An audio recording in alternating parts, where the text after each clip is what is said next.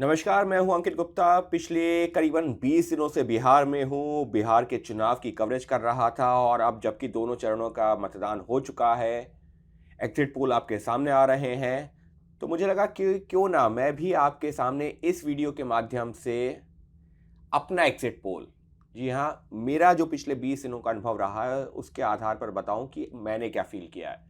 क्योंकि तमाम agencies exit poll करती हैं, जिनके जो है हज़ारों लोग या सैकड़ों लोग फील्ड में जाते हैं, सर्वे करते हैं, उनका आंकड़ा सामने आता है। लेकिन मैंने भी इस दौरान लोगों से बातचीत की है, मतदाताओं से बातचीत की है, जो यहाँ पर स्थानीय पत्रकार हैं, उनसे बातचीत की है। उसके आधार पर मैं अपना एग्ज़िट पोल आपके सामने लेकर आ रहा हूँ। इसी वजह से मैं इसको कह रहा हूँ कि मेरा अपना एग्ज़िट पोल है ये, यानी कि मेरे अनुमान के आधार पर। क्या है मेरा अनुमान? सबसे पहले उस आंकड़े पर आपको ले जाता हूँ, क्योंकि जब भी कोई एग्जिट पोल आता है ना, तो पहले बहुत सारी चीज़ें बताई जाती हैं। लेकिन चलिए, मैं उतनी चीज़ों पर बाद में जाऊँगा, उसके बैकग्राउंड में बाद में जाऊँगा, लेकिन सबसे पहले आंकड़ा आपके सामने रख देता हूँ। मेरा आंकड़ा ये है कि फिर एक बार बनने जा रही है बिहार में एनडीए की सरकार। जी हाँ, नीतीश कुमार की हो रही है वापसी। एनडीए सरकार फिर से सत्ता में आने जा रही है। नंबर क्या हो सकता है? नंबर यहाँ पर मैं आपके सामने रख रहा हूँ 145 प्लस माइनस 10 सीटें, यानी कि 135 से लेकर 155 के बीच में ये सीटें पहुँच सकती हैं। इसमें हालांकि कुछ फैक्टर्स ज़रूर हैं, जिस पर मैं आगे चर्चा करूँगा। लेकिन पहली चीज़, एनडीए की सरकार की वापसी मुझे होती दिख रही है, और दूसरी चीज़, ये आंकड़ा 135 से 155 सीटों के बीच हो सकता है, यानी पिछले चुनावों की तुलना में कहीं ज़्यादा बेहतर स्थिति में। अब आगे चलते हैं, अब आगे बात करते हैं कि आखिर ये मैं किस आधार पर कह रहा हूँ। देखिए, अब आप सोचेंगे महागठबंधन का मैं आंकड़ा क्यों नहीं बात कर रहा हूँ कि उसका क्या हो सकता है। तो अब आप खुद सोच लीजिए, 243 सीटें हैं, 135 से 155 के बीच में एनडीए जा रही है, तो इस लिहाज से महागठबंधन की सीटें 100 या उससे नीचे रह सकती हैं। अगर हम वैसे आंकड़े के हिसाब से बात कर लें, तो कह सकते हैं कि 90 प्लस माइनस 10, यानी 80 से 100 के बीच में महागठबंधन की सीटें रह सकती हैं। तो अब मैं इस निष्कर्ष पे पहुंचा क्यों हूं? क्या मुझे ऐसा पता चला जिसके आधार पर मैं ये बात कर रहा हूं? हालांकि मैं फिर कह रहा हूं, मैं, ऐसा नहीं है कि मेरे पास में बहुत सारी जानकारी आ गई, मैंने हज़ारों हज़ारों वोटरों से बात कर ली, लाखों वोटरों से बात कर ली। करीबन 8 करोड़ में से करीबन जो है वोट किया है, करीबन सवा 5 करोड़ मतदाताओं ने। सवा 5 करोड़ मतदाताओं के आधार पर में कुछ 100, कुछ हज़ार वोटरों से बातचीत करके मैं ये बात रख रहा हूँ। मुमकिन है गलत भी हो जाऊँ। मैं फिर कह रहा हूँ कि ये मेरा आकलन है, कुछ 100, कुछ हज़ार मतदाताओं से बात करने के बाद में। लेकिन फिर भी, क्योंकि अब चुनाव कवरेज की है, दिलचस्पी रहती है कि आखिर हमने जो फ़ील किया, क्या वो सही है, या हम वो नब्ज़ भाप ही नहीं पाए। इससे पहले के चुनावों में, कुछ चुनावों में सही रहा, या ये कहा जाए कि अधिकतर चुनावों में सही रहा, लेकिन कुछ एक जगह गलत भी हुआ। हरियाणा चुनाव में मेरा अनुमान जो मैंने लगाया था, वो भी जो है काफ़ी हद तक सही रहा। तो अब मैं बात कर रहा हूँ बिहार की। देखिए, बिहार में जो मैंने आंकड़ा दिया है, यानी कि एनडीए की वापसी का 145 प्लस माइनस 10 सीटों का, 135 से 155 सीटों का, उसकी वजह रही है कि सीधे तौर पर मैं बात करूं, ये क्या ये चुनाव है किसका? ये चुनाव प्रधानमंत्री नरेंद्र मोदी के चेहरे का है, नीतीश कुमार के चेहरे का है, या जो टोटल एनडीए है उसके तमाम चेहरों का है? तो मेरा अपना एक लाइन में जवाब ये है, जो जनता से बातचीत करके पता चला है, सीधे तौर पर ये चुनाव नीतीश कुमार का है। प्रधानमंत्री नरेंद्र मोदी की नीतियां और नीतीश कुमार की नीतियां जिस तरह से जनता के बीच गई हैं, ये चुनाव उसका है। लेकिन अगर मैं सिर्फ चेहरे के हिसाब से बात करूं, क्योंकि दो चेहरे थे, एक तरफ तेजस्वी यादव का, एक तरफ नीतीश कुमार का, और चेहरे के लिहाज से बात करूं, तो ये चुनाव नीतीश कुमार का चुनाव कहा जाएगा। क्योंकि 2020 के जब विधानसभा चुनाव में मैं यहाँ पर आया था, तो उस दौरान जो मुझे फील मिली थी, वो यही मिली थी कि वो चुनाव नीतीश कुमार के खिलाफ का चुनाव था, और वहाँ पर उनकी सीटें भी कम आईं। हालांकि कहा गया कि क्योंकि चिराग पासवान ने अपने उम्मीदवार सीटों पर उतारे थे, उन सीटों पर उतारे थे नीतीश कुमार को नुकसान करने के लिए, लिहाजा उनको नुकसान हुआ। लेकिन इन चुनावों में मैं इतना ज़रूर कह सकता हूं कि सबसे बड़ा अगर कोई गेनर होने जा रहा है, यानी सबसे ज़्यादा किसी को फ़ायदा होने जा रहा है, तो वो नीतीश कुमार है। उनकी पार्टी जेडीयू है। अब यहाँ पर चर्चा ये होने लगी है, मैं ये भी बता रहा हूँ बिहार में चर्चा क्या चल रही है। चर्चा ये चल रही है कि सबसे बड़ी पार्टी कौन सी होगी। देखिए, एग्जिट पोल के अपने आंकड़े हैं, लेकिन मैं ये भी बता रहा हूँ ये वीडियो एग्जिट पोल आने से मैं पहले रिकॉर्ड कर रहा हूँ। अभी कोई एग्जिट पोल आया नहीं है, लेकिन उनके आंकड़े आने वाले हैं। लेकिन उससे पहले मैं ये वीडियो रिकॉर्ड कर रहा हूँ ये बताने के लिए कि बिहार में चर्चा क्या चल रही है। चर्चा ये है कि मुमकिन है कि नीतीश कुमार की पार्टी सबसे बड़ी पार्टी तक बन जाए। हालांकि उसको लेकर के अभी कई तरह के जो है ओपिनियन सामने आ रहे हैं, लिहाजा मैं उस पर जो है अपना कोई व्यू पक्ष है वो नहीं रखूंगा।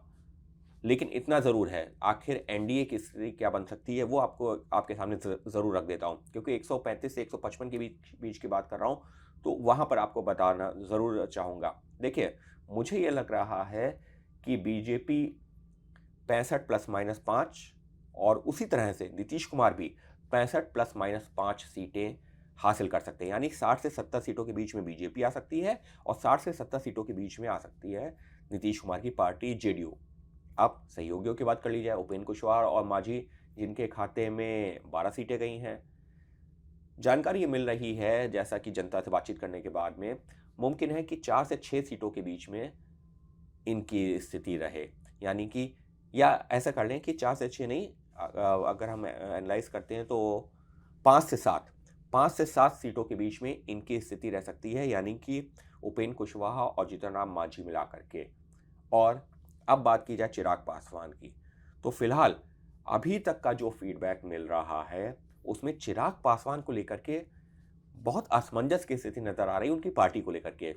कहा यह जा रहा है कि वो एनडीए का हिस्सा है, पिछले चुनावों में जो है जो एक तरह से ये मैसेज था कि वो नीतीश का वोट काट रहा है, इस वजह से उनका परफॉर्मेंस जो है सीटों के कन्वर्जन में उतना अच्छा नहीं गया, 0 सीटें आई थी। लेकिन इस बार जो है उनकी सीटें अच्छी आ सकती हैं। लेकिन एक पक्ष ये भी निकल के आ रहा है कि एनडीए में सबसे कमज़ोर जो हो सकते हैं वो चिराग पासवान हो सकते हैं। स्ट्राइक रेट के हिसाब से बात की जाए, परफॉर्मेंस के हिसाब से बात की जाए, चिराग पासवान की पार्टी सबसे कमज़ोर हो सकती है एनडीए में।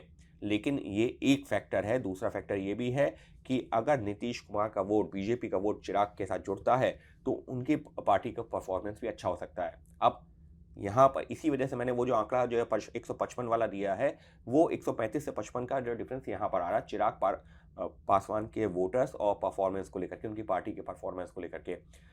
अगर चिराग पासवान की पार्टी, मैं ये कह रहा हूँ कि 12 सीटें पार करती है तो एनडीए 155 के आसपास आपको जाती दिखेगी, 10 से नीचे सिमटती है। कुछ जगहों पर चर्चा हो रही है कि 4 से 6 सीटें हो सकता हो।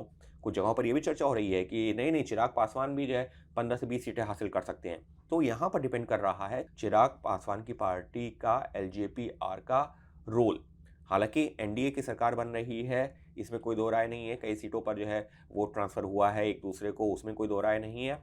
लेकिन फिर भी चिराग पासवान की पार्टी की परफॉर्मेंस यहाँ पर सबसे ज़्यादा मेरे हिसाब से हाईलाइट करने की बात है। और इसी वजह से जो सीटों का डिफरेंस की बात कर रहा हूँ, 135 से 155 की रेंज वो दे रहा हूँ।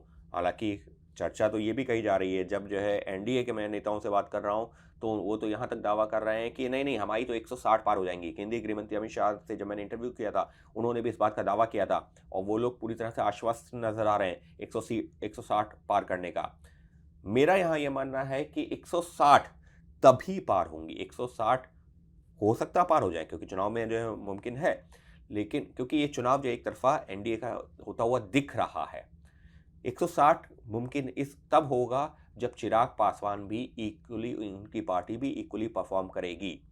यानी कि एनडीए में बीजेपी, जेडीयू, कुशवाहा मांझी और चिराग पासवान का जो स्ट्राइक रेट सबका 60 से 65% के बीच में जाएगा। क्योंकि जेडीयू और अगर हम बीजेपी की करें तो उनका स्ट्राइक रेट अभी जो समझ में आ रहा है वो 60% से ऊपर समझ में आ रहा है।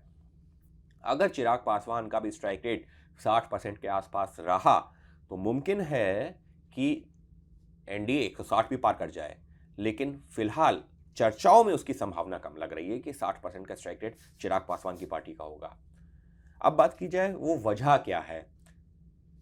देखिए, मीडिया में तो बहुत सारी खबरें आपने मेरी देखी होंगी। मतदान जब चल रहा था तो उस दौरान हमने भी तस्वीरें दिखाई कि महिलाएं बड़ी संख्या में लगी हुई हैं, महिलाएं 10,000 रुपए की बात कर रही हैं। जी हाँ, वो एक बड़ा मुद्दा था। लेकिन सिर्फ 10,000 रुपये ही नहीं, बल्कि महिलाएं जो मोदी सरकार की योजनाएं जो कि कोविड के बाद चली हैं, फ्री राशन वाली, उसकी भी बात कर रही हैं, शौचालय की भी बात कर रही हैं, आवास की भी बात कर रही हैं, सिलेंडर की भी कुछ एक महिलाएं बात करती हैं, ऐसा नहीं है कि सारी महिलाएं बात करती हैं। उसके अलावा नीतीश सरकार की जो योजनाएं हैं, फ्री बिजली वाली, उसकी बात कर रही हैं। 10,000 रुपये जो महिलाओं को मिल गया, जिनको मिल गया, वो उसकी भी बात कर रही हैं। तो ये कई सारे फैक्टर्स हैं जिसकी वजह से महिला वोट एक तरह से कंसोलिडेट होता हुआ नज़र आ रहा है। अब उसके बाद क्या सिर्फ महिला वोट? जी नहीं, उसके अलावा जो है यूथ में एक तबका ऐसा है जो मैं ये भी कह रहा हूँ कि जो एनडीए सरकार है उससे थोड़ा नाराज़ भी है। नाराज़ है तो उसका क्या असर हो रहा है? अगर नाराज़ है तो वो तेजस्वी के साथ चला जाएगा, फिर तो जो है उनका भी जो है फ़ायदा होना चाहिए। तो यहाँ पर ये बताना ज़रूरी है कि यहाँ पर जो वोट एनडीए से थोड़ा नाराज़ है, उसकी बात कर रहा हूँ, यूथ जो नौकरी की बात करता है, जो तेजस्वी लगातार बात करते रहे हैं अपने चुनाव प्रचार में। अगर वो नाराज़ वोट तेजस्वी के साथ जाता तो निश्चित तौर पर उनको फ़ायदा होता। लेकिन कई सीटों पर हो क्या रहा है, जो एनडीए का नाराज़ वोट है, जो उसके खिलाफ थोड़ा-सा हो सकता था, वो वोट बीच में प्रशांत किशोर के पास रुकता हुआ भी नज़र आ रहा है कई सीटों पर। इस वजह से प्रशांत किशोर की पार्टी कोई बड़ा धमाल तो करती हुई नज़र नहीं आ रही है। लेकिन जो वोट नाराज़ था एनडीए से, अगर वो आरजेडी के साथ, तेजस्वी के साथ, कांग्रेस के साथ जुड़ता, तो निश्चित तौर पर वो उनकी संख्या बढ़ाता। उदाहरण के तौर पर बीजेपी के पास अगर जो है 60 वोट आने थे, और लेकिन उसमें से 10 वोट या 5 वोट नाराज़ थे, और तेजस्वी के पास 40 जाने थे, लेकिन वो जो है वोट जो बीजेपी के पास अगर मैं 55 का लेता हूँ कि 55 और 45 का अगर गेम है, तो 45 अगर तेजस्वी के पास थे और 55 बीजेपी के पास थे, लेकिन बीजेपी के 5 वोट नाराज़ थे। अगर वो तेजस्वी के पास जाते तो बीजेपी का 50 हो जाता, एनडीए का 50 हो जाता, और महागठबंधन का 50 हो जाता। लेकिन हो क्या रहा है कि वो वोट जो कि बीजेपी से, एनडीए से थोड़ा अगर नाराज़ भी है, तो वो 55 का आंकड़ा है, वो तेजस्वी के पास पूरा ना जा करके बीच में प्रशांत किशोर के पास रुक रहा है। यानी कि 5 वोटर्स अगर उदाहरण के तौर पर थे, तो वो तेजस्वी के साथ 2 जोड़ रहे हैं और 3 प्रशांत किशोर बीच में रोक रहे हैं। उसका असर क्या हो रहा है? उसका असर ये हो रहा है कि तेजस्वी का जो आंकड़ा है, वो 45 से 47 पहुंच रहा परसेंट पे। बीजेपी का 5% गिर ज़रूर रहा है, लेकिन फिर भी वो 50% पर है एनडीए का। तो ऐसे में महागठबंधन और एनडीए के बीच का ये जो डिफरेंस है, ये एक महत्वपूर्ण है, और इसकी वजह से एनडीए की एज नज़र आ रही है, कंफर्टेबली सरकार बनाते हुए नज़र आ रही है। एक और फैक्टर जो मुझे यहाँ आकर के, हालांकि दिल्ली में बैठ के एहसास हो रहा था, लेकिन यहाँ आया तो ज़्यादा एहसास हुआ, वो है मुद्दों का। तेजस्वी और राहुल ने जब जुलाई में जो वोट बचाओ यात्रा जब शुरू की थी, वोट अधिकार यात्रा, वोट बचाओ यात्रा नाम दिया गया, उससे पहले तक जब मैं यहाँ पर पहुँचा हूँ, मैं जुलाई में भी आया था, उस दौरान लग रहा था चुनाव काफ़ी हद तक बैलेंस है, कोई भी सरकार बना सकता है। कुछ लोग तो तेजस्वी का बोल रहे थे कि तेजस्वी यादव कड़ी चुनौती देंगे, मुमकिन है महागठबंधन सरकार बना दे। लेकिन जब चुनाव के दौरान यहाँ पर पहुँचा हूँ, चुनाव के ऐलान के बाद, तो चीज़ें बदल चुकी थी। वजह क्या थी कि जो वे वोट बचाओ वोट अधिकार यात्रा निकाली गई, उससे पब्लिक सीधे तौर पर कनेक्ट ही नहीं हो पाई है।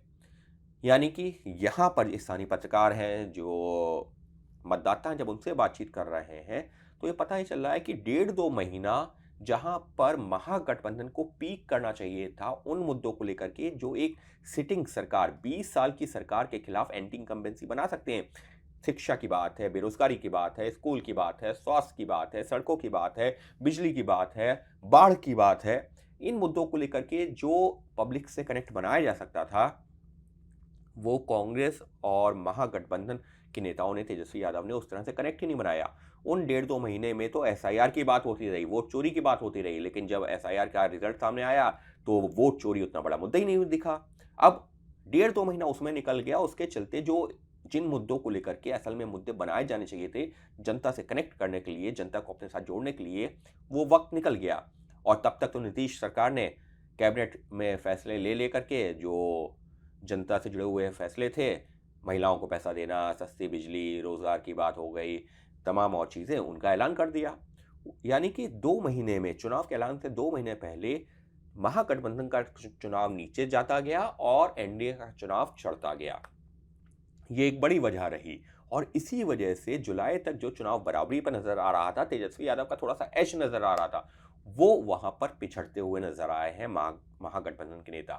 इसके साथ में एक फैक्टर नीतीश जो कुमार के हेल्थ को लेकर भी रहा।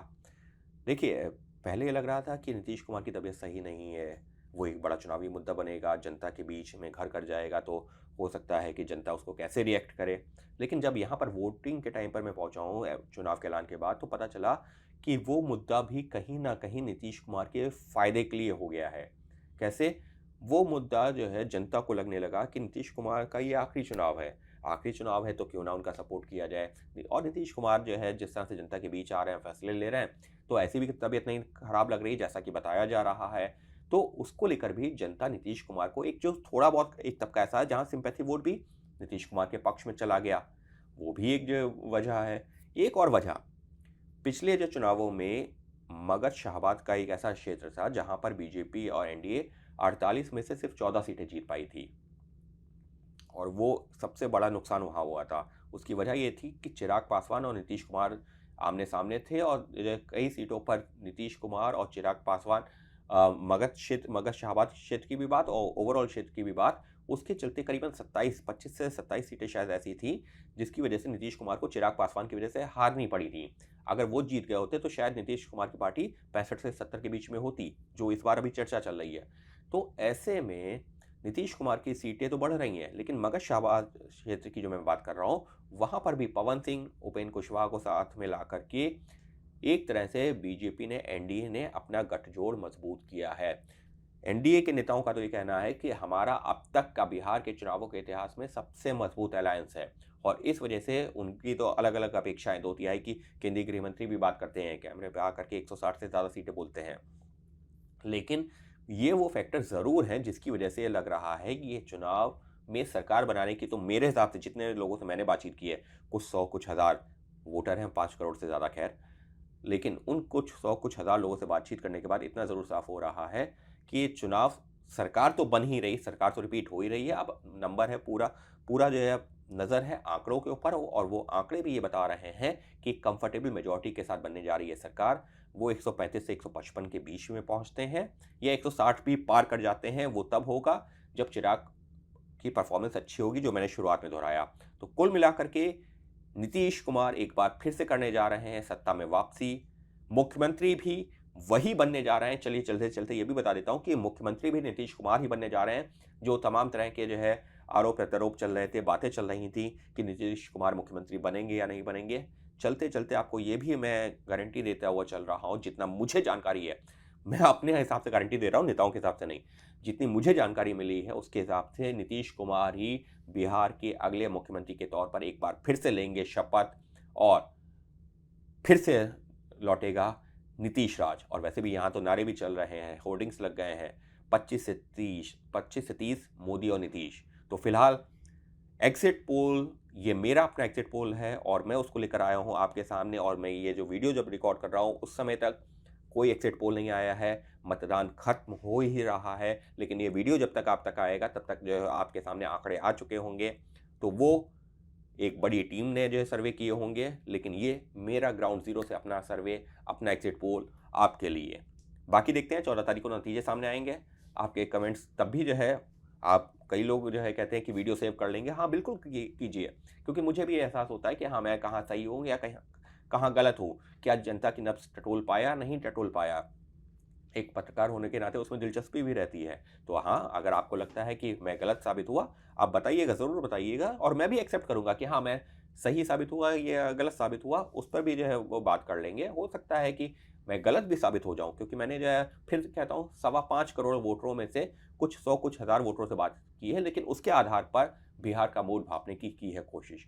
तो बिहार में वोटिंग, दोनों चरणों के मतदान के बाद फिलहाल मेरा एग्जिट पोल ये कहता है। आपका क्या कहता है, आप कमेंट में ज़रूर बताइए, और बने रहिए मेरे साथ में। फिर एक वीडियो लेकर हाजिर होऊंगा, मुमकिन होगा तो जो चुनाव के बाद में ही जो है करूँगा, उससे पहले की भी करने की कोशिश करूँगा। जो भी जिस तरह से मेरे पास जानकारी आएगी वो आपके साथ लेकर आऊँगा। बने रहिए मेरे साथ और देखते रहिए मेरे ये वीडियोज़, क्योंकि वीडियोज़ की इस कड़ी में आपको आगे पीछे भी कई सारे वीडियोज़ देखने को मिलेंगे, जो कि बिहार चुनाव में क्या-क्या, कैसे-कैसे घटनाक्रम बदला है, उसकी भी एक तस्वीर, अगर आप चाहें तो वो उन वीडियोज़ के ज़रिए आपको मिल जाएगी। फिलहाल के लिए धन्यवाद, बने रहिए मेरे साथ।